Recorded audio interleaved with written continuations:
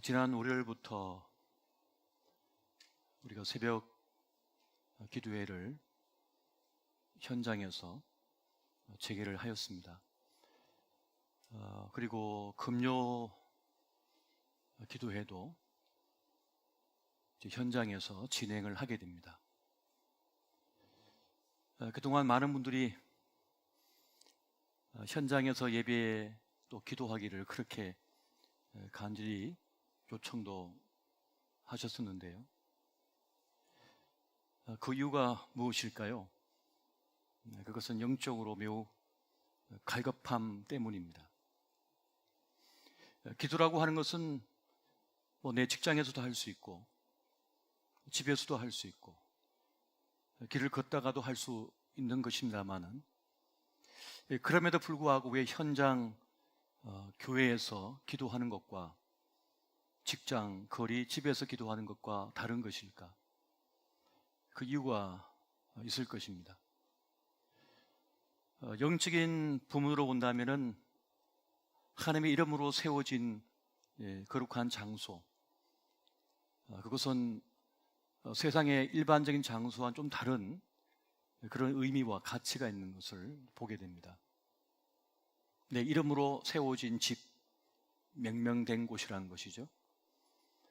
또 한 가지가 더 있습니다. 그것은 때로 우리가 인생을 살면서 인생의 무수한 짐, 여러 가지 사건, 사고, 아픔을 겪으며 살고 있습니다. 그러한 때는 그런 이해관계가 좀 격리된 곳을 필요로 하게 됩니다. 늘 문제 속에 쌓여있던 그곳에서 좀 벗어나서 그것과는 상관이 없는, 내 이해관계와는 상관이 없는 곳에서 나를 돌아보고 또 나를 잊어버릴 만큼 어떠한 대상을 바라볼 필요가 있습니다. 그래서 교회라고 하는 이 집, 내 집은 만민이 기도하는 집이라고, 또 만민을 위하여 기도하는 집이라고 하셨던 그 특별한 장소, 그곳에 들어가 나를 바라보는 것이 아니라 하나님을 바라보는 것이죠. 세상을 바라보지 않고, 나를 바라보지 않고, 문제를 바라보지 않고 오직 모든 것의 구원자 되시는, 주권자 되시는, 또 섭리하시는 그 주님만 바라볼 때에 이 문제로부터 좀 격리가 되어져서 해방감을 맛보게 됩니다. 나를 잊어버리는 거죠. 그래서 우리는 교회에 와서 자기 직장 얘기 안 하잖아요. 자기 집 얘기 안 하잖아요. 뭘 얘기합니까? 하나님을 얘기해요. 하나님 나라에 대해서 이야기합니다. 또 생판 모르는 누군가를 위하여 우리가 사랑의 손길, 구제의 손길, 구원의 복음 전하는 거, 내가 세상 살면서는 나를 살려내기 위해서, 내가 먹고 살기 위해서 나만을 위해 기도했는데, 거룩한 집,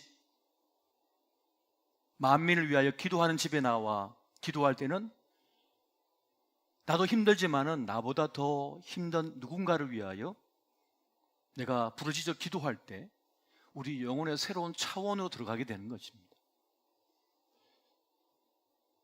그래서 어떤 교회들은 예배를 드릴 때 보면 이 강단 앞은 밝히고 이 회중석은 다 어둡게 해버려요.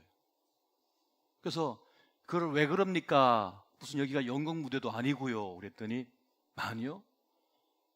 너무 대낮처럼 화나면 자꾸 옆 사람 보고 자기 본다는 거예요.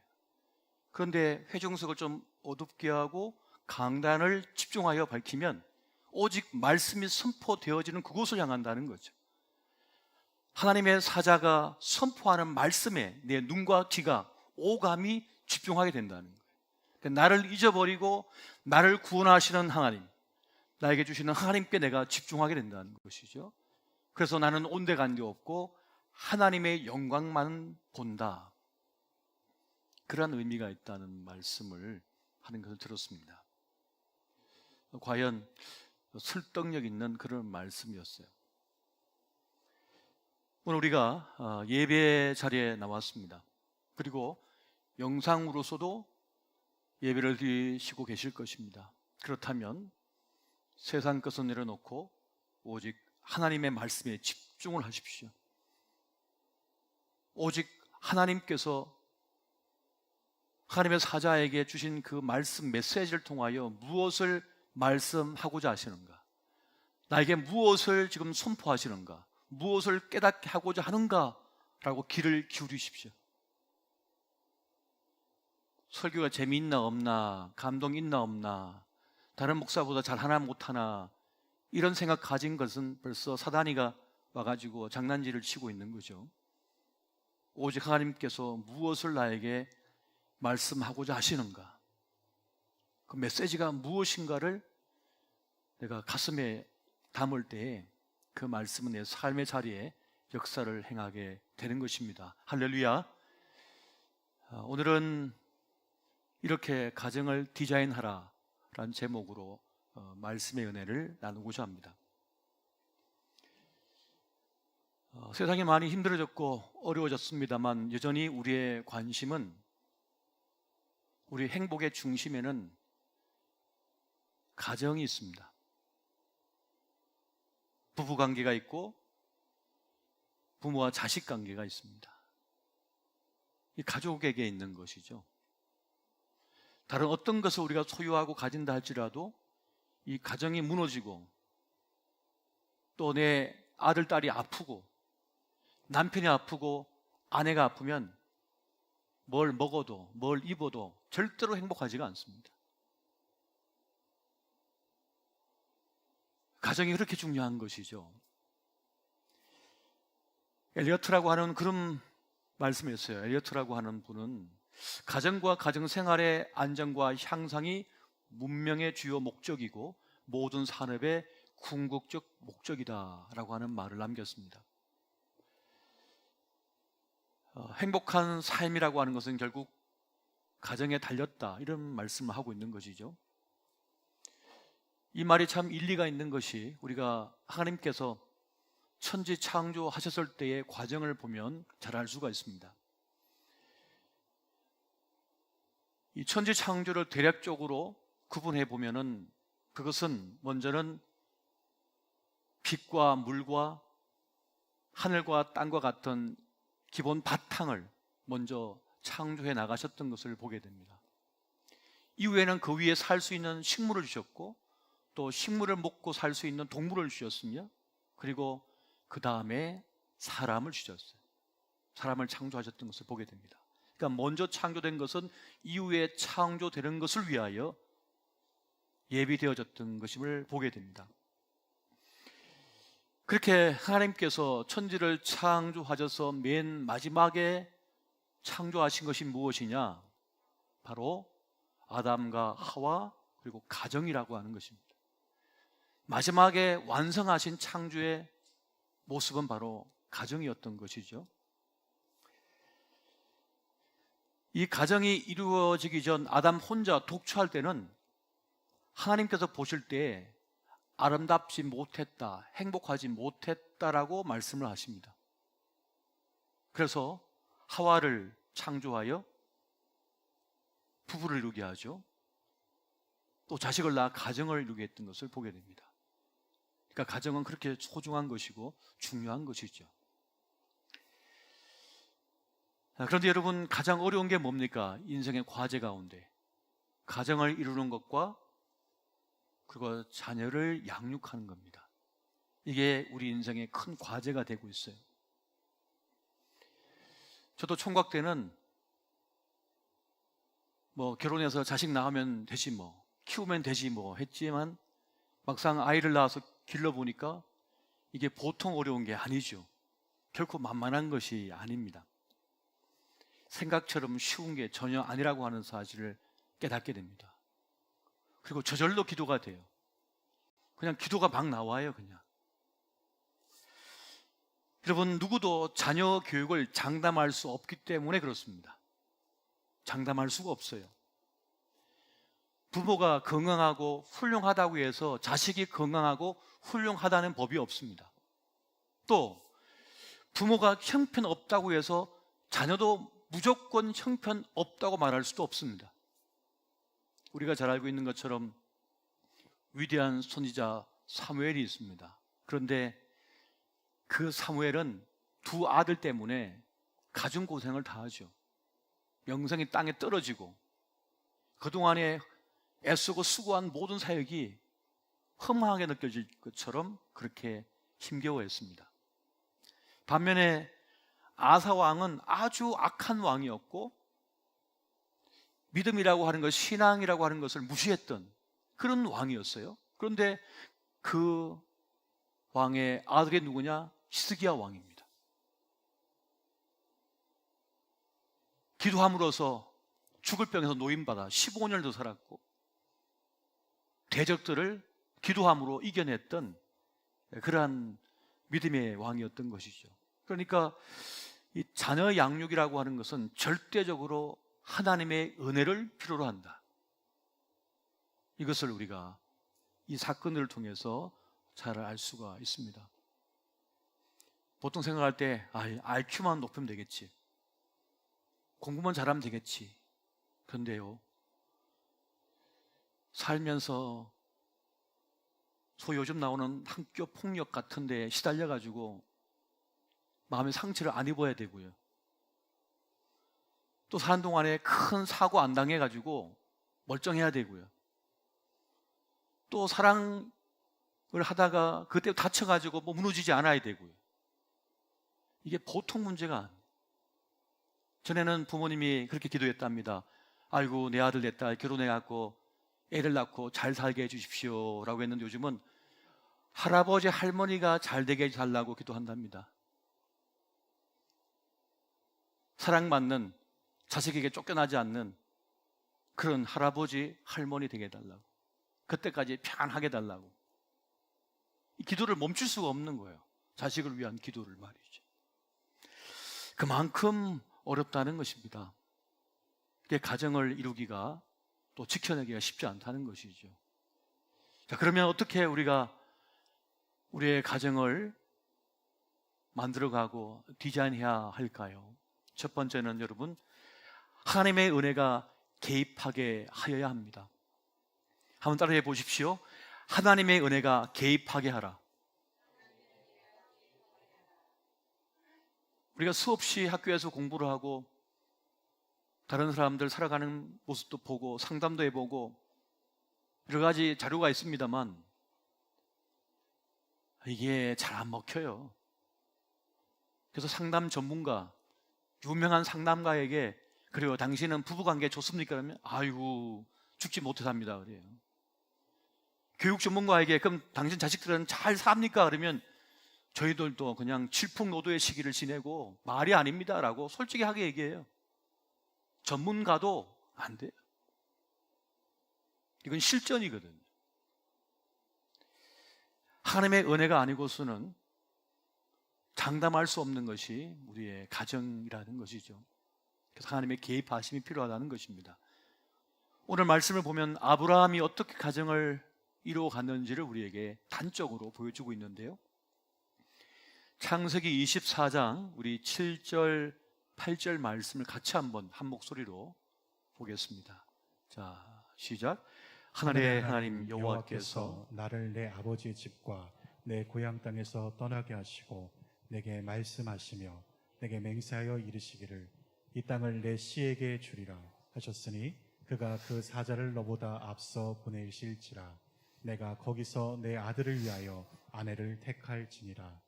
만일 여자가 너를 따라 오려고 하지 아니하면 나의 이 맹세가 너와 상관이 없나니 오직 내 아들을 데리고 그리로 가지 말지니라. 아멘. 아브라함이 이제 나이가 많이 들었어요. 아시다시피 이삭을 너무 늙은 나이에 낳았으니까 사라는 벌써 떠났고 이 장가를 보내려고 하는 겁니다. 그런데 이것을 참 신비롭게 풀어가는 것을 보게 됩니다. 자기가 혹은 이삭이 그 배필을 구해오는 것이 아니라 자기 집에서 오랫동안 살림을 관리했던 늙은 종에게 맡기는 거예요. 가나안 족속의 딸이 아닌 내 고향집에 가서 그 지역에서 며느리감을, 이삭의 배필감을 데려오라 라고 맡깁니다. 그러면서 하나님의 사자가 먼저 가서 다 준비하셔서 만나게 해줄 것이라고 그렇게 늙은 종을 보내는 거예요. 참 쉽지 않은 방법입니다. 이건 모험과 같은 것이잖아요. 이것보다 더 중요한 일이 어디 있어요? 하지만 하나님의 인도하심 믿고 그렇게 늙은 종을 보냅니다. 우리가 보통 믿음이 있니 없니 뭐 그런 말을 많이 합니다. 근데 저는 그 말을 믿습니다. 말이 아닌 행동을 보라. 그가 믿음이 있는지 없는지는 행동을 보면 알 수 있어요. 말을 아무리 떠들어도 소용없습니다. 행동하는 것을 보면 그가 누군지를 알 수 있는 거예요. 그가 어느 편에 서 있는지, 그가 어떻게 반응을 보이는지를 보면 그의 실체가 보이는 것이지 말로 떠드는 것은 아무 소용이 없습니다. 오늘 이 아브라함의 행동을 통해서 우리는 아브라함의 믿음을, 하나님에 대한 신뢰를 분명하게 알 수가 있습니다. 보통은 자기가 다 해놓고 자기가 다 생각하고 판단하고 결론 다 내려놓고는 믿는다고 그러죠. 포장을 멋지게 했지만 믿는 게 아닌 것이죠. 주님께서 어떻게 하시든 주님 앞에 온전히 백지위임하는 것, 그것이 바로 믿음이라고 하는 것입니다. 그렇게 사람은 믿음의 크기만큼 행동을 하게 되어 있습니다. 보통 사람들은 자기 자신을 믿어요. 자신의 능력, 자신의 경험, 자신의 지식을, 또 자신의 지혜를 믿습니다. 그래서 자신의 한계가 들통났을 때, 자기가 가진 능력이 이제 바닥을 드러냈을 때, 그리고 자기가 한 일이 실패했을 때 절망해 버립니다. 무의미하다, 무가치하다, 난 아무것도 아니다 라고 하는 그 실패감, 멸패감 속에 무너져 버리는 것입니다. 또 어떤 부류의 사람들은 어떤 대상을 의존해요. 다른 사람들의 말 평가를 믿어버려요. 다른 사람들의 말 칭찬, 인정, 사랑에 기대어 살아가는 사람들이 있습니다. 그래서 믿었던 그 사람에게 배신당하면 그도 같이 무너져 버려요. 그가 넘어질 때 같이 넘어져 버려요. 같이 망해. 누군가를 의존하며 기대며 살아가는 사람은 말이죠. 그래서 진짜 신앙은 뭐냐면 주체적인 신앙이에요. 주님과 1대1의 관계성 가운데 가진 믿음과 신앙이 진짜 믿음이라고 하는 것입니다. 진짜 신앙이라고 하는 것이죠. 그리고 또 한 부류의 사람은 하나님을 믿는 사람입니다. 하나님을 절대적으로 의지하고 의존하는 사람이에요. 하나님의 주권과 하나님의 일하심을 믿어요. 그래서 내가 지금 실패했고 넘어졌고 그래서 세상에서 인정받지 못하고 무시당해도 괜찮아요. 하나님의 뜻이 있겠지. 수용해버리거든요. 그래서 하나님을 절대적으로 믿는 사람은 자기의 부족함 때문에 어떤 일의 실패 때문에 무너지지가 않습니다. 배신당해도 절망하지 않아요. 하나님의 섭리하심 속에 있다고 믿기 때문에 그렇게 해석을 해버리는 거예요. 나에게 하나님이 계시다라고 하는 걸 믿기 때문에 그렇습니다. 병들어도 괜찮아요. 뭐 때가 되면 주님께 데려가시겠지 뭐. 원하시면 더 살게 하시겠지 뭐. 오늘이 끝이면 오늘 데려가시겠지 뭐. 나를 살려두신 이유가 있겠지 뭐. 내 기도가 필요하신가 봐. 내 헌신이 필요한가 봐. 나를 통하여 무엇인가를 하고자 하시는가 봐. 모든 주권을, 모든 섭리를, 모든 것을 주님께 의탁한 이들은 두렵지가 않습니다. 이게 진짜 믿음인 거예요. 나를 믿지 않고 다른 사람을 믿지 않고 하나님만 믿는 이들은 흔들림이 없습니다. 그렇게 우리는 하나님의 은혜의 개입을 수용해야 돼. 개입하시도록 오픈해야 돼. 내 삶을 오픈해야 돼. 내가 맡겨드려야 된다는 것입니다. 할렐루야. 두 번째는 하나님의 법과 식으로 살아야만 합니다. 한번 따라해 보시죠. 하나님의 법과 식으로 살게 하라. 나만 그렇게 사는 것이 아니라 내 자녀에게도 하나님의 법과 식으로 살도록 가르칠 필요가 있습니다. 지금 창세기 24장 12절부터 14절을 보면 이 늙은 종이 이삭의 신부감을 찾기 위하여 기도를 하는 장면입니다. 우리 12절부터 14절까지 같이 한번 읽겠습니다. 자, 시작. 그가 이르되 우리 주인 아브라함의 하나님 여호와여, 원하건대 오늘 나에게 순조롭게 만나게 하사 내 주인 아브라함에게 은혜를 베푸시옵소서. 성중 사람의 딸들이 물 기르러 나오겠사오니 내가 우물 곁에 서 있다가 한 소녀에게 이르기를 청하건대 너는 물동이를 기울여 나로 마시게 하라 하리니 그의 대답이 마시라. 내가 당신의 낙타에게도 마시게 하리라 하면 그런 주께서 주의 종 이삭을 위하여 정하신 자라. 이로 말미암아 주께서 내 주인에게 은혜 베푸심을 내가 알겠나이다. 아멘.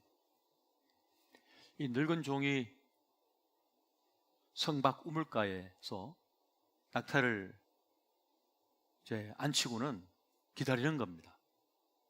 이제 이 우물에 물을 기르러 이제 여인들이 올 텐데 그때 물을 달라 하고 그리고 낙타에게 물을 먹여주는 그런 여인이 있다면, 소녀가 있다면 그 소녀가 이삭의 신부감이라고 저는 확신하겠습니다.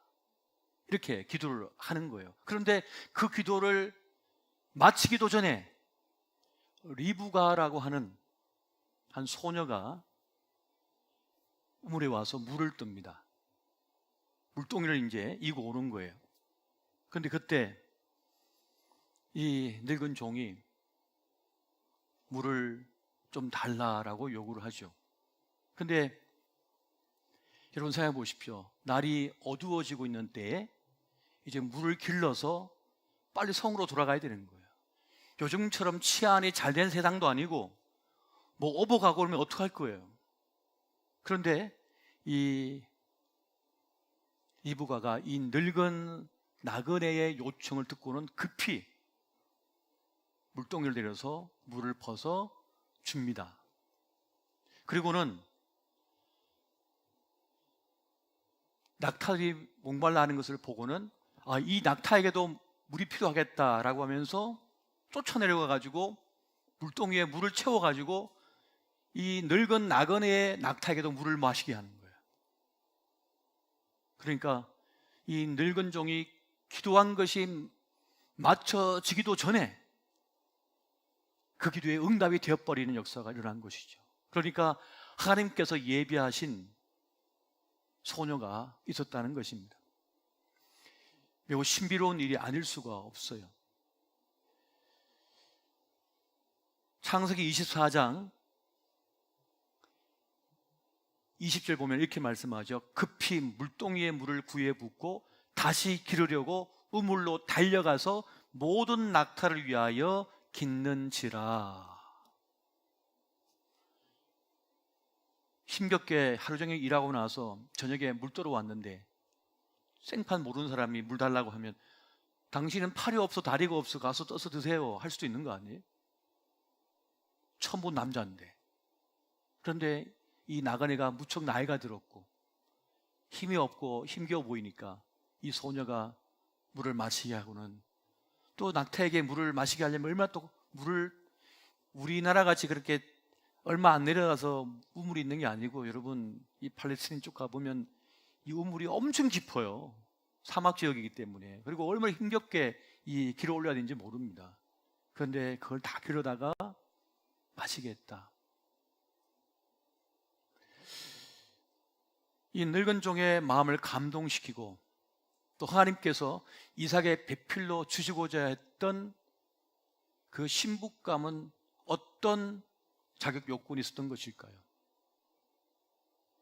성품을 보셨던 거예요. 하나님께서. 나그네를 선대하는 것은 하나님의 법과 식이었거든요. 나그네에게는 뭘 줘도 돌려받을 길이 없습니다. 같은 마을에 사는 사람은 주면은 다시 돌려받을 길이 있어요. 그런데 나그네는 주고 나면 돌려받을 길이 없어요. 오로지 그냥 주는 겁니다. 그런데 이 리브가가 그런 마음을 가진 그런 소녀였던 것이죠. 제가 군목 생활 중에 5번의 임직식을 했는데요.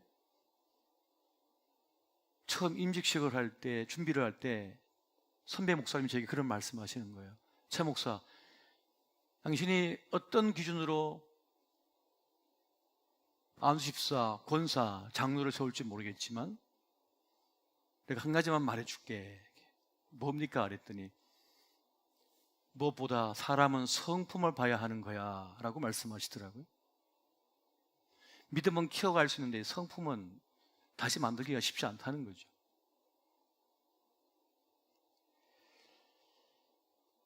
우리에게 주어진 시간과 건강과 그리고 재능이 있어요. 그리고 기회가 있고 사람들을 만나게 됩니다. 이게 우리 생의 재료거든요. 우리 생의 재료인 것이에요. 그런데 이것을 잘 사용해야만 합니다. 이걸 잘못 사용하면 우리 생애가 아주 얽히고 설켜서 고통스러울 수가 있게 되어집니다. 김찬호 교수라고 성공회대 교수가 있습니다. 그분이 모멸감이라고 하는 책을 썼어요. 그게 보면 그렇게 말합니다. 한국인의 일상을 지배하는 감정이 있다면 그것은 모멸감이다. 정서적 원자 폭탄이라고 할 수 있는 이 모멸감 때문에 대부분의 한국 사람이 고통 속에 살아가고 있다. 그렇게 쓰고 있습니다. 그래서 그가 이 교도소에 살인죄를 지은 분들을 심청 면담을 했대요. 책을 쓰기 위해서. 그렇게 어떻게 해서 살인을 하게 된다. 물론 아주 지능적으로 준비해서 한 사람도 있겠지만 대부분은 보면 우발적인 사건 사고가 많다는 거죠. 그럼 왜 그렇게 그런 갑작스러운 일을 저질렀나 보니까 차곡차곡 쌓인 무시당한 감정, 모멸감, 나를 아무것도 아닌 사람으로 취급하는 말투, 이걸 견딜 수 없어가지고 폭발했다는 거예요. 10년지기, 20년지기 부부 사이에서도 그런 끔찍한 일들을 만들어낸 게 뭐냐? 폭발시킨 것은 바로 모멸감 때문이었더라는 것입니다. 모멸감은 뭡니까? 존재 가치를 부정당하는 것이거든요. 없는 자로 여겨지는 겁니다. 그런데 그것을 누구에게 가장 많이 느끼느냐? 가까운 사람에게. 가장 나를 많이 이해해 줄 것 같고 나를 알아줄 것 같고 위로해 줄 것 같은 사람이, 그 친구가 나를 무시하더라는 거예요. 내가 내 어려움과 아픔을 다 얘기해 줬고 그렇게 10년, 20년 지기 친구로 살고 있는데, 지내고 있는데 이 친구가 그냥 전곡을 찔러가지고 콱 하고 무시하더라는 겁니다.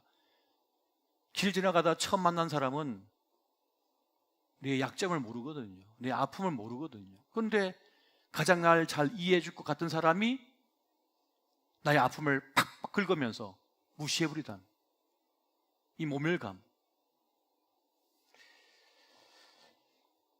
가까울수록, 사랑하는 사이일수록, 관계가 오래 됐을수록 사실 우리는 더 예의를 갖춰야 됩니다.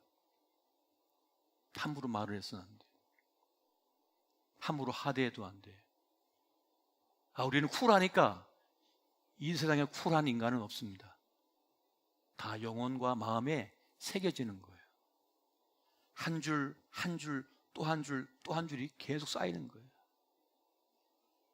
성냥개비가 하나, 둘, 셋, 그래서 1000개, 10,000개가 쌓이면 폭발합니다. 성냥개비 한 개라도 쌓이면 10,000개가 되면 말이죠. 하나님께서는 힘 없어 보이고 약해 보이고 가난해 보인다 할지라도 멸시하지 말라고 합니다. 그러면 내가 복수해 준다고 말씀하셔요. 그래서 신원하신 하나님이라고 성경에서 말씀합니다. 잠언 17장 5절 보니까 가난한 자를 조롱하는 자는 그를 지으신 주를 멸시하는 자요, 사람의 재앙을 기뻐하는 자는 형벌을 면하지 못할 자니라 라고 말씀합니다. 또 잠언 19장 16, 17절에 보면 이렇게 말씀하죠. 계명을 지키는 자는 자기 영혼을 지키거니와 자기의 행실을 삼가지 아니하는 자는 죽으리라. 가난한 자를 불쌍히 여기는 것은 여호와께 구워 드리는 것이니 그의 선행을 그에게 갚아 주시리라. 그러니까 선을 베풀라는 겁니다. 돌봐주라는 거죠. 잘해주라는 겁니다. 우리가 누구든지 그가 가진 자든 가지지 못한 자든 건강한 자든지 건강하지 않으든 상관이 없이 우리가 존중하고 아끼고 위해주고 거짓말하지 않고 중상모략하지 않고 비난하지 않고 조롱하지 않으며 함부로 대하지 않으면 하나님께서는 그것을 귀하게 보신다는 겁니다. 왜? 세상은 너무 악하거든요. 세상 물결 따라 살지 않고 그걸 거슬려 하나님의 법과 식으로 살고자 하는 자에게 주님께서는 은혜를 베푸신다는 것입니다. 그래서 하나님의 법과 식을 선택한 사람들은 무례히 행치하지 않습니다. 무례하게 행동하지 않아요. 존중하고 선하게 대합니다. 어떤 사람들은 자기가 아주 무례한 것을 자신감 있는 걸로 착각을 해요. 그래서 무례하게 행동하면서 자신감 있고 그래서 당당하다고 느껴요. 하지만 여러분, 무례함이 뭔지 아세요? 무례함이라고 하는 것은 다른 사람을 없는 존재로 여기는 겁니다. 없는 사람으로 여기는 거예요. 그래서 함부로 말하고 함부로 행동하는 것입니다. 하나님의 법과 식과는 완전히 반대에 있는 모습인 거죠. 그건 사단의 영역에 속한 모습이에요. 그래서 우리는 주의 교양과 훈계로서 사랑으로 존중함으로 누군가를 대하는 그러한 가르침, 그러한 가정이 되도록 우리가 힘써야 할 것입니다. 세 번째는 하나님을 예배하는 가정으로 우리는 디자인할 필요가 있습니다. 한번 따라해 보십시오. 하나님을 예배하는 가정이 되라. 여러분, 인생의 난제를 여러분 어떻게 보십니까? 지금 내가 당한 인생의 난제가 있어요. 그게 돈의 문제든지 건강의 문제든지 인간관계 문제든지 내가 그동안 신뢰하고 믿었던 모든 것이 무너졌다 하는 그러한 인생의 난제가 있습니다. 풀지 못한 문제가 있는 거죠. 그런데 그것을 다 풀어내는 사람이 없습니다. 사람은 다 내가 어떤 공식을 써서 풀어낼 것 같지만 다 풀어낼 수가 없어요. 해결할 수가 없어요. 그럼 인생의 난제를 어떻게 풀 것인가? 야곱은 사랑하는 딸 디나의 문제로 인하여서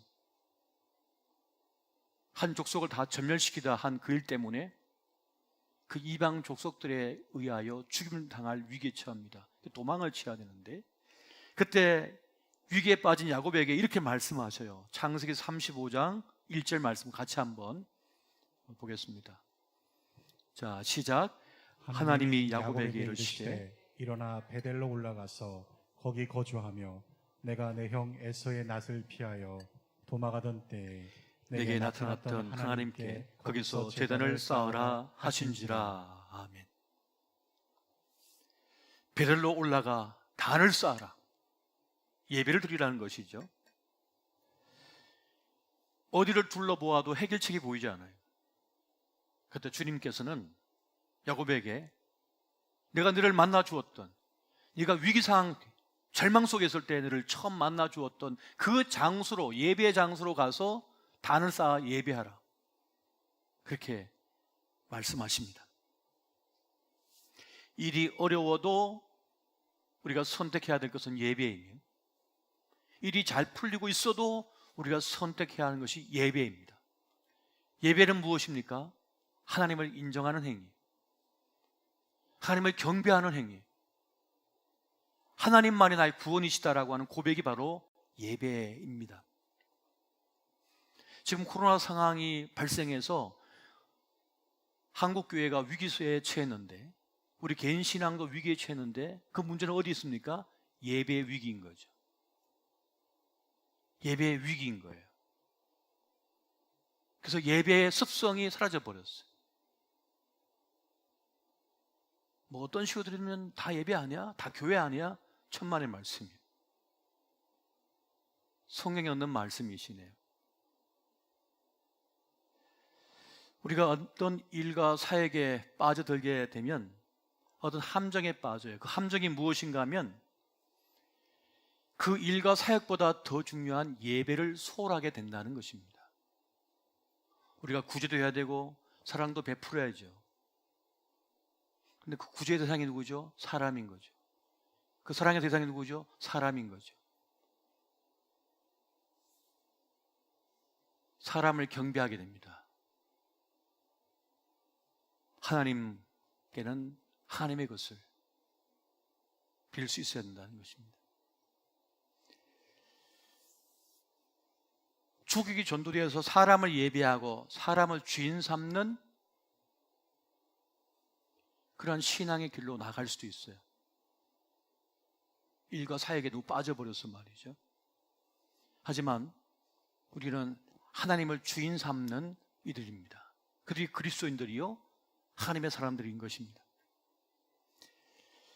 그래서 하나님이 주인 되시는 교회를 만들어갈 수 있어야 되며, 하나님을 예배하는 살아있는 하나님의 임재가 있는 그런 예배가 있는 교회가 될 수 있어야겠습니다. 손님을 많이 맞다 보니까 이 마르다가 예수님께 말씀을 드리죠. 예수님, 마리아를 좀 꾸짖어가지고 주방으로 좀 보내세요.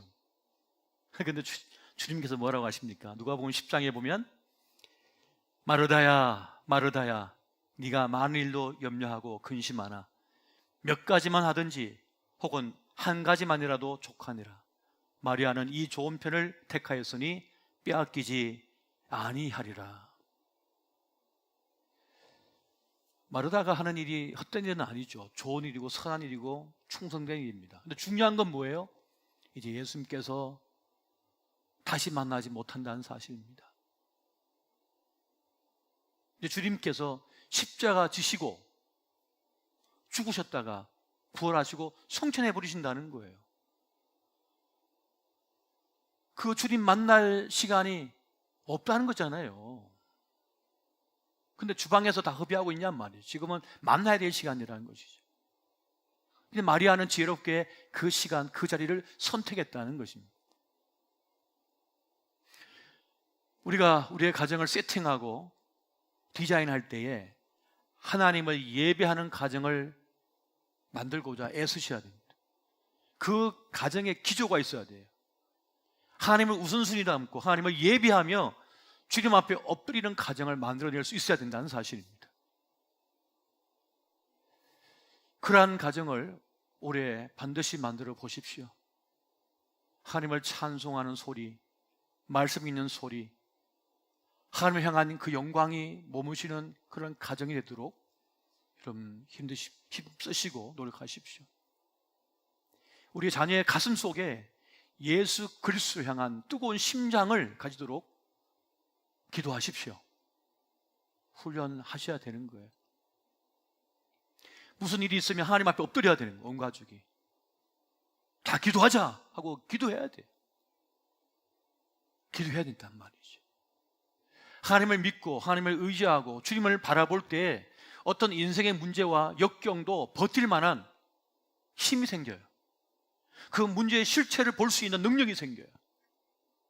세상 말에 좌우되지 않고 세상이 너 죽어서 너 끝나서 너는 아무것도 아니야, 너는 실패자야 라고 할 때 하나님의 음성을 듣고 세상 말은 제어시킨다는 것이죠. 오직 주님만이 나의 구원자시다. 이 돈이 나를 살게 하는 것이 아니고 저 상사가 나를 살게 하는 것이 아니라 하나님께서 나를 먹이시고 살리신다라고 하는 이 확신이 있을 때 세상에 어떤 말을, 어떤 것을 가지고 모욕하더라도 거기에 굴복당하지 않고 웃기는 소리 하지 마라. 나에겐 하나님이 있어. 됐어 하면서 그냥 믿음으로 가는 사람이 될 수 있다는 것입니다. 오늘 이것이 없기 때문에 사단의 말에 속아가지고 족족 다 쓰러지고 있는 거 아니에요?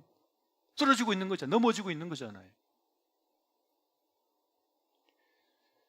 지금이야말로 진짜 믿음을 가져야 할 때이며, 지금이야말로 하나님의 법과 식으로 살아야 할 때이며, 지금이야말로 예배를 살려내야 할 때입니다.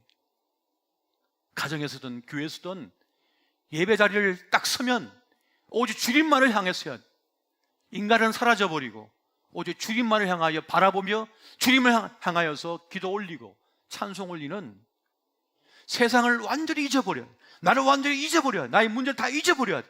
오직 주님만을 향하여 나아가 주님을 만날 때 영혼의 기쁨을, 영혼의 안식을, 진짜 숨을 쉬게 되는 거죠. 진짜 숨을 쉬게 됩니다. 문제를 바라보면 숨이 턱턱턱 막히는데 주님 앞에 나아가 예배하는 가운데 숨이 쉬어지는 거예요. 다시 살 힘이 생기는 거예요. 다시 살 힘이 생긴단 말이에요.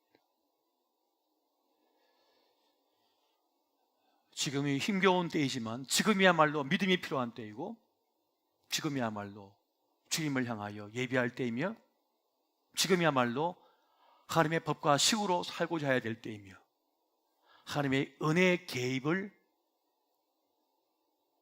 간절히 구하고 바랄 때입니다. 주님, 우리 가정 속에 들어와 주십시오. 우리 인생의 문제 속에 들어와 주십시오. 하나님, 우리 자녀의 문제 속에 주님께 들어와 주십시오. 은혜를 부어 주십시오. 세상에 풀 수 없는 이 난제를 주님께서 풀어 주십시오라고 구하며 나갈 때 하나님의 비상한 은혜, 비상한 섭리하심이 함께하여 우리 삶의 길을 이끌어 가시게 될 것입니다. 오늘 이 은혜가 함께 하시기를 예수 이름으로 축원드립니다.